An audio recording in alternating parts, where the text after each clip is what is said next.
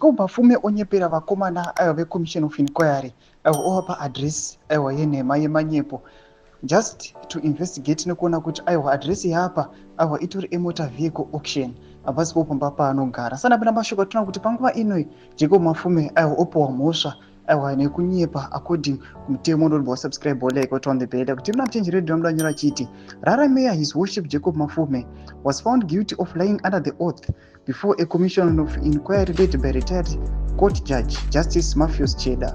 Mafume, a key witness in the council's current allegations of corruption and abuse of office, falsely claimed to reside at number 110 Coronation Road in Greendale, Harare.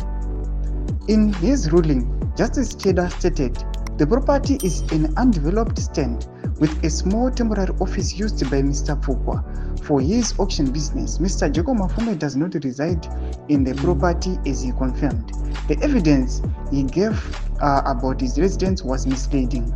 It was later discovered that Mafume owns a house at number 102 Coronation Road, just a few meters away from the address he provided. An investigation revealed that the house was purchased in December 2024 for 270,000 USD, allegedly using profits from a 250,000 kickback received from an enterprise resource planning ERP tender. The Commission of Inquiry will continue tomorrow with Mafume as the key witness. Ndo mashoko tunaona panapa Jacob Mafume panapa wakomana ubato noda kukuti anonyepa address yake tunototi atochikora mutemo nyepera wakomana the court. On this another aspect onekwa kunzi imba yake chaicho iri pa 102 panapa inoonekwa kunzi akaitenga nemaproceeds of corruption.